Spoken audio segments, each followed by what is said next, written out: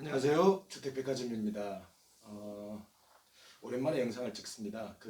지금 일요일 날 아침인데, 지난주에는 유럽에서 에스토니아라는 나라에서 목조주택 관련 업체에서 8군데서 방한을 해가지고 거기 B2B 상담도 갔다 왔었고, 그리고 또 저희 주택백화점이 이번에 제주도에도 프로젝트를 시작해서 제주도를 또 1박 2일을 다녀왔습니다. 영상을 찍을 시간이 없었네요. 아시는 분은 아시겠지만 저희 주택백화점의 시작이 EBS 건축탐구 집에 방송된 패시브 하우스, 저희들 강릉에 시공한 패시브 하우스가 저희 주택백화점의 시작이었습니다.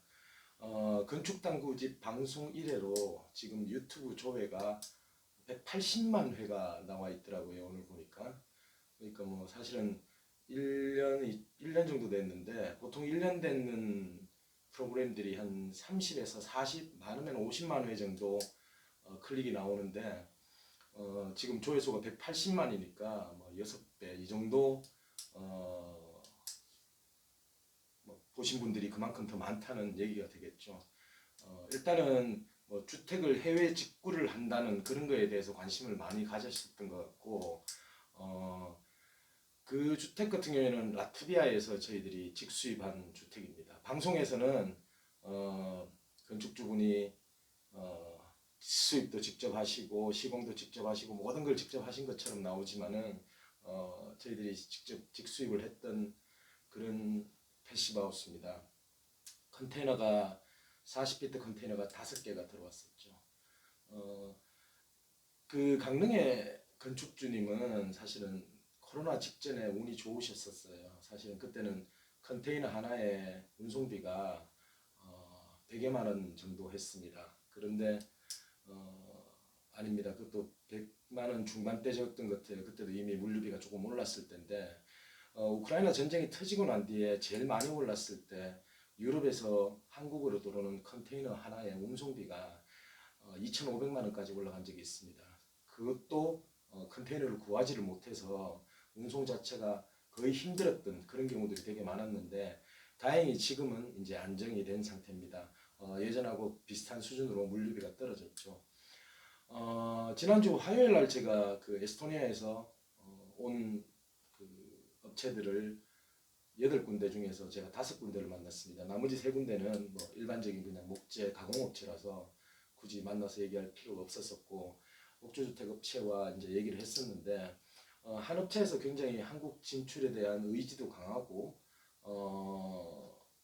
워낙 주택의 퀄리티도 굉장히 좋고 해서 저희 주택백화점이 자체 공장을 가지고 있긴 하지만 그 유럽 회사에서 만드는 기성 모델들, 기존의 모델들을 원하시는 분들이 있으면은 한 분에 의해서 한 분에 한해서만 굉장히 좋은 가격으로 국내에서 시공을 해드리겠다고 그 업체 대표가 약속을 했습니다.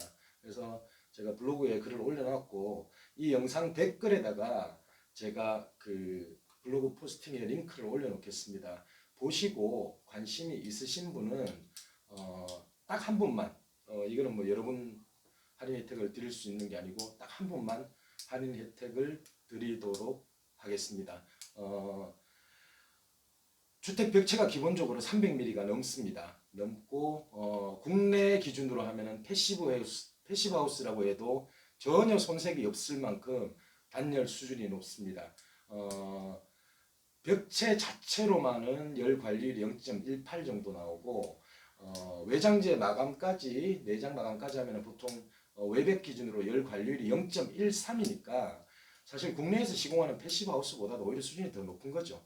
하지만 유럽의 정통 패시브 하우스 업체들은 열 관리율이 0.1이 되질 않습니다. 외벽 기준으로. 그래서 그네들이 패시브 하우스라고 굳이 부르지 않는 것이지, 국내 기준을 적용하면은 패시브 하우스라고 얘기해도 차고 넘치는 그런 수준의 단열이죠. 근데 보통 사실 국내에서 패시브 하우스를 시공하시려면은 아시는 분들은 아시겠지만은 평당 뭐 900에서 1000 한 4, 500까지도 올라갑니다. 1400, 500까지 올라가는 것들은 이제 콘크리트 공법으로 패시브 하우스를 짓는 경우죠. 근데 콘크리트, 철근 콘크리트 주택 자체가 이제 이미 평당 1,000만 원대입니다. 그런데 거기에다가 단열을 더 우수하게 하고 기밀성을 확보를 하고 창호를 더 좋은 걸 쓰고 패시브하우스 전용 창호들이 있으니까요. 그런 걸 쓰면은 평당 1,400, 1,500 하는 게 너무 당연해질 수밖에 없습니다. 그런데 굳이 왜 철근 콘크리트 주택으로 패시브하우스를 지어야 되는가? 그건 저는 좀 의문입니다. 그 많은 돈을 투자를 할 가치가 과연 있을까? 패시브하우스라고 하면은 유럽에서는 다 목조로 하는데 굳이 그걸 갖다가 철근 콘크리트로 해서 패시브하우스를 그 많은 돈을 들여가면서 지을 필요가 있을까? 그런 생각을 합니다. 그래서 이번에 온 그 에스토니아 업체 같은 경우에는 기본 스펙 자체가 이미 벽체가 300mm가 넘기 때문에 이 정도면 단열이 충분하기도 하고 가격 경쟁력도 있는 데다가 거기에다가 뭐 한 분에 한해서 할인까지 해드린다니까 이걸 놓치시면은 사실은 후회하시는 거죠. 단지 이제 유럽에서 수입을 해야 되기 때문에 저희들 주택백화점 자체 공장에서 만드는 것보다는 시간은 조금 더 걸립니다. 그래서 그런 부분을 감안을 하셔서 관심 있으신 분은 연락을 주시고요. 지붕 같은 경우에는 지붕 벽체 자체만 해도 두께가 400mm가 넘습니다. 그래서 위에다가 지붕 외장 마감까지 하게 되면은 뭐 500mm가 넘겠죠. 그럼 어느 정도 단열일지는 주택에 대해서 조금이라도 아시는 분이라면은 충분히 가늠을 하실 수가 있을 것 같습니다. 그래서 뭐 어제 저녁에 돌아갔죠. 어제 저녁에 돌아갔고 저하고 계속 얘기를 했었고 뭐 다행히 의지도 강하고 대표의 그 인성도 괜찮아 보였습니다. 괜찮아 보였고 회사에서 또 그 독일 바인만 생산 라인도 가지고 있어서 그런 부분도 믿을 만하고 조만간 저도 에스토니아를 한번 방문할 예정입니다. 라트비아에도 거래업체가 있었었고 에스토니아에도 있었고 이제 제일 안타까운 것은 지금 우크라이나 전쟁 때문에 러시아 업체들하고 거래를 못하는 게 사실 제일 안타까운 일이죠. 러시아가 굉장히 좋은 주택을 저렴한 가격에 프리팹 주택을 판매를 하고 있는데 그게 이제 원천적으로 봉쇄가 됐죠. 그건 근데 유럽 업체도 마찬가지입니다. 유럽 업체들의 많은 그 업체들이 러시아산 목재에 의존을 했었거든요. 소나무, 전나무, 낙엽송 이런 것들이 굉장히 좋은 퀄리티의 가격이 저렴했었는데 그거조차도 이제 차단이 되니까 유럽 목조 주택 업체들도 가격을 자꾸 인상을 할 수밖에 없는 것이죠. 그럼에도 불구하고 이제 이 에스토니아 업체 같은 경우에는 경쟁력이 있습니다. 그래서 워낙 주택도 좋고 한 분에 한해서는 또 할인도 해드린다고 하니까 좋은 기회니까 이런 기회는 잡으시면 좋지 않겠나 그런 생각이 듭니다.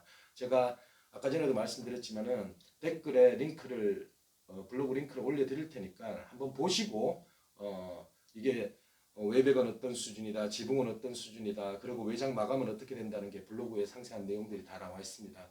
그러고 난 뒤에 연락을 주시면은 제가 상담을 해드리도록 하고 꼭 그 뒷북 치시는 분들이 있으세요. 뭐 오늘 제가 이런 방송을 했는데 나중에 보시고 난 뒤에 왜 할인 안 해주냐라고 막 이렇게 우기시는 분들이 있는데 그건 제 소관이 아닙니다. 업체에서 한 분만 해드리겠다고 약속을 했기 때문에 그런 부분은 좀 양지를 해주시기 바랍니다. 자, 오늘 영상 여기까지 하겠습니다. 고맙습니다.